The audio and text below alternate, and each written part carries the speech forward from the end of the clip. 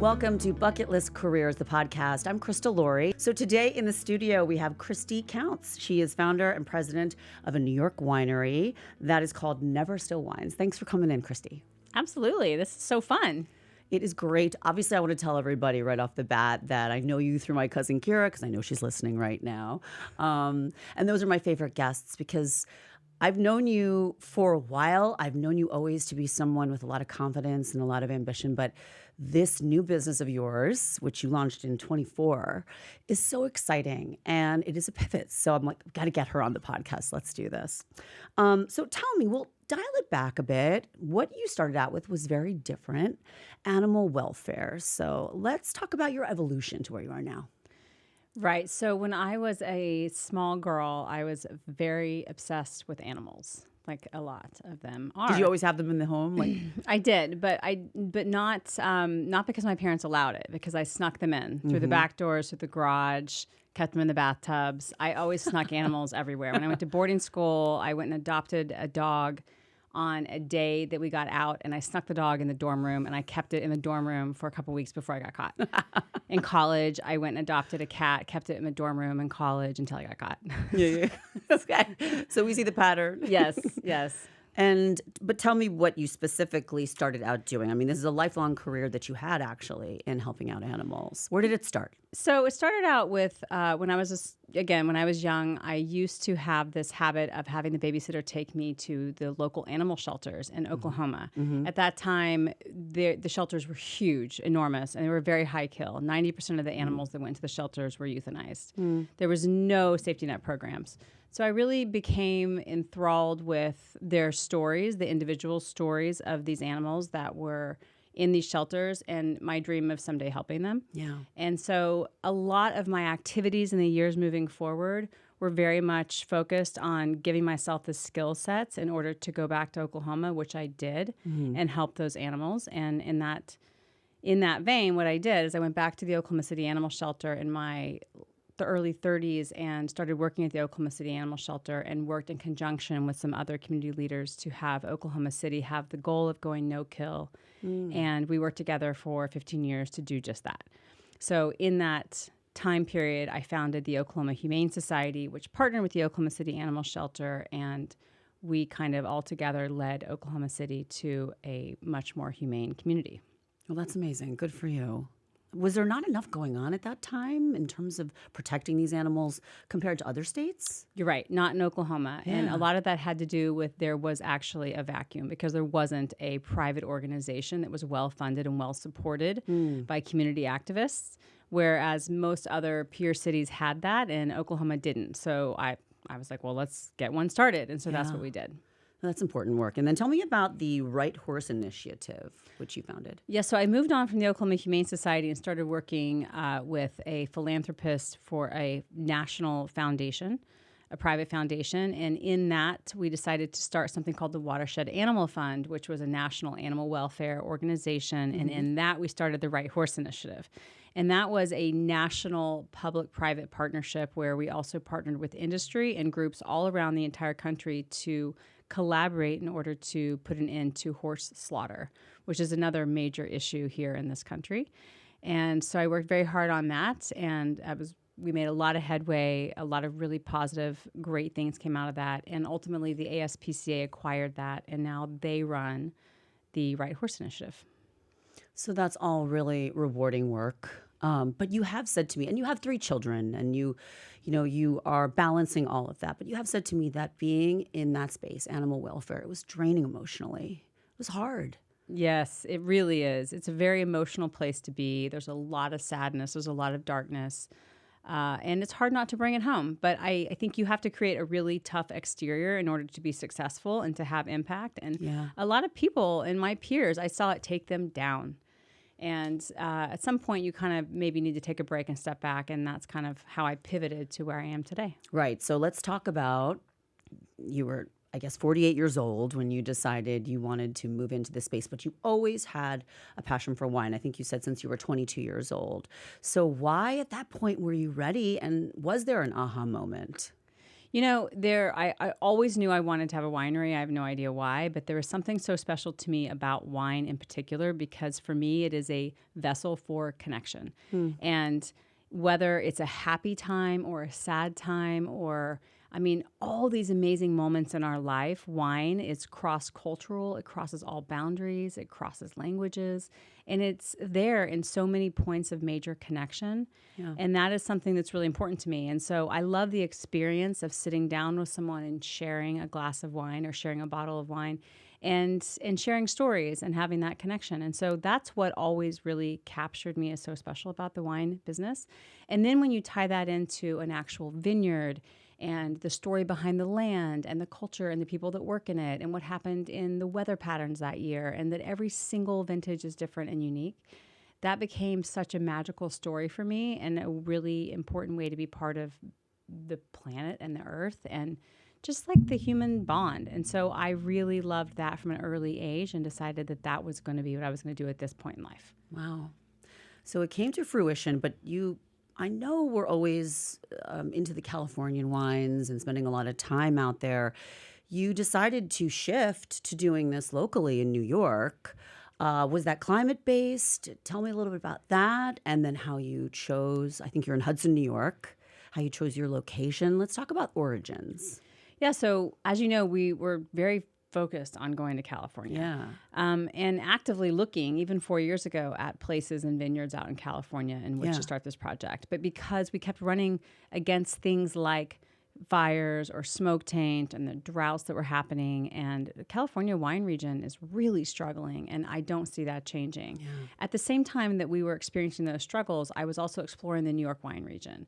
And with climate change, there are certain regions like Canada, England, New York, East Coast United States that the climate is actually improving the winemaking or the grape growing, and it's really exciting. And so these wine regions are emerging, and we have a lot of runway to do a lot of really cool things. So I was kind of like, wait a minute. We should be on an emerging wine region, not a wine region that's kind of fighting for its existence. Right. And you live in Bedford. We live in Bedford. Okay. By the way, we live in New York, so it happens to be more convenient to do one in New York. Yes. And I kind of like being part of that, that action, that momentum of something that everyone's pulling together for something. Mm-hmm. And so that's what was really special about the New York wine region for me. Okay. So how did you pick Hudson? And I think that has a relationship to the name, right? Neverstill? Yes. So Neverstill is one of the original Mohican names of the Hudson River, waters that are never still. It's pretty. And I really, really loved that name as well because, wine is never still in the bottle. It evolves every day. And then, I think, as you know, women are never still. Oh, we are I like where you're going with this. In motion, right? And looking around, I see this as kind of a theme for so many of our lives. And I love that notion that we are constantly moving and evolving and changing. And I really love that. I'm in love with kind of dynamic movement. Me too, if you're lucky enough to embrace it, right? Because you have a nonlinear path. Yeah. And I would say almost every guest that I have, is evolving towards hopefully something that really fuels her or him. So, okay. So you had to create a vineyard? I mean, I don't know the first thing. I'm sure a lot of my listeners don't and are very intrigued by what it takes to start a winery. Yeah, so it's pretty interesting. It's definitely a long-term game, and it requires a lot of patience, something I do not have. So it's been a really new, interesting iteration of myself, one that requires patience. But it's growth. It's growth for you. Total challenge. But we purchased a vineyard that had already been planted. Okay. It was a 3.5-year-old vineyard and was already producing really phenomenal fruit. And that's why we got so excited about it. It's a 9-acre vineyard called Hidden View Vineyard. And it's a really special plot that's got this really gentle slope right down to Seneca Lake and this beautiful view of the lake. And we had Chenin Blanc, Cabernet Franc, and Riesling already planted. And then this year we planted some Chardonnay. Mm-hmm. And that is what we farm and we have made our vintages from. Amazing. That is fascinating. I have to get up there, by the way. And I know this is your 1-year anniversary recently? Our 1 year anniversary. Well, our tasting room opened 1 year ago. Okay. And that's in Hudson, New York. So our vineyard's up in the Finger Lakes, and our Gotcha. tasting room is in Hudson, New York. Okay. I just had a wine tasting overnight with 4 other couples in the North Fork, and I was thinking of you. We went to a tasting room, not a vineyard, and then a couple of other wineries. Is that something you would be doing? Are you having groups and tours and that sort of thing? Definitely do in our tasting room in Hudson. Yes. And it's kind of a unique environment, though, because Hudson's not a traditional wine region, or at least not right on the main strip of Hudson. Yeah, right. It's all about food and experience and tastemakers and antiques and art. But it's got a direct train from New York City, and so we have lots of weekenders that come in, and so it's an experience for them, which is really beautiful. Our tasting room is gorgeous, and it's fireplaces and patios and beautiful art and beautiful rugs, and so it's very experiential. It's really all about connecting, and it's like you're sitting in someone's really beautiful living room. Yeah. Right. To your point, it's not just about the consumption. And that leads me to my next question. When we think about an obstacle for this, we have to look at the studies that say that alcohol consumption is declining in the U.S., and it's seen across most demographics, with particularly women and white adults. How is this factoring into your business model? How are you navigating that? And what do you want to say to women like me who are trying to be healthier but also still want that connection? What is Neverstill doing differently? So we are perfect for just that, and I'll tell you why. Yeah. I mean, it's a very scary time to be starting a wine business because of what's happening in the overall alcohol industry, like you said. The good news is that our target audience is for sure women like us, middle-aged women who love our wine, but we're past the point where we're not overly consuming, right? Yes, yes. And so it is our belief, and the belief of many people that come to us for wellness retreats, doctors that come in and use our space, that wine in moderate consumption has a very strong place in women and wellness. And the reason for that is the positive benefits that come from enjoying wine with a group of women or a friend and connecting and having an experience and a relaxation. That actually outweighs the negative benefits of consuming alcohol if you're not consuming it in abundance, right? Yes. So that's, I think, a really beautiful thing. And I do think that wine in moderate consumption has a beautiful place in wellness. And that is really what Neverstill is. Furthermore, being that we're in a cold climate, the wines we produce are very light-bodied, and they're very fresh, and they're lower alcohol wines. So they're bright and acidic and zesty, and so these wines also don't really give you headaches, which is another problem for women our age. Sure, we're all looking for the low sugar. I read that champagne has a very low amount. Do you have champagne? We have a sparkling that has no sugar. It's called a Pet Nat. I brought you a bottle. You did. I'm so excited about my little goodie bag. Thank you for that. What else is very tough about starting a winery? I mean, I think it's a lot of people's dream, what you're doing here, clearly yours forever. And what has served you in terms of navigating such roadblocks? Look, I would be lying if I sat here and told you that there's not many days I'm like, what did I do? There are so many days. I love your honesty. And I knew that you would be like this. Luckily, But that's why we want to learn from it. And we appreciate you sharing it, right? Luckily, there's more days than not that I'm like, okay, this is great. But there's plenty of days where I'm like, wow, okay, this is hard.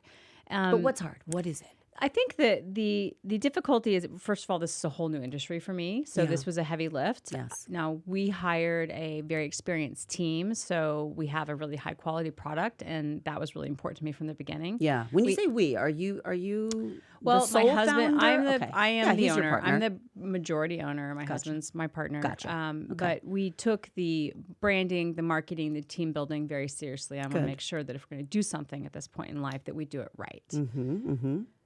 So the hard part, I think, would just be a whole new industry. Right now, more than ever, compliance is getting really challenging with the alcohol industry and things like what you mentioned, the Surgeon General's. There's a lot of mixed messaging around alcohol and its place in society in the future. Really? Why? What's going on with the compliance? Well, the compliance is just really challenging because every state has different laws in terms of what you can and can't ship or sell to their residents. Got it. And so just staying on top of that in itself is a beast, and it's much harder than any other business. Sure. So that, I think, is harder even than I understood when we got involved.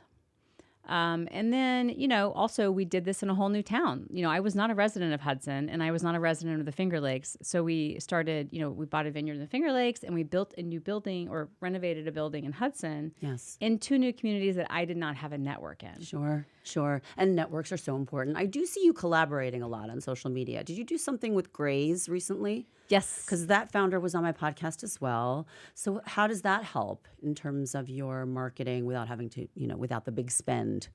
Well, that's so important. And it's also just kind of a core for me as a human. I love collaborating. Yeah. And as I mentioned, the connection's so important to me. And totally. The whole purpose of doing this business is to really enjoy the communities that we live in and working in partnership with them and creating fun and interesting experiences. Yeah. And that's how I met Sherry from Graze and loved her. And so we've done a number of things together. And there's a lot of other women business owners that we've started collaborating with. 100%. And So I love important. it. It's just, it makes the experience so rich. Do you go to events like just where you guys can all sort of powwow and share stories? I find that people really connect with that and align with other entrepreneurs who are, in the same boat, women founders. Yes. I mean, I think the challenge there is having the time carved out to do that. Because as you know, when you're working and you've got multiple kids, and I mean, there's something's got to give. Yeah. So You do what you can. yes. Let's talk takeaways, advice for people on pulling the trigger on a dream like this. Because you've had this dream for a while, but you finally, at age 48, did it. So what got you over the hump?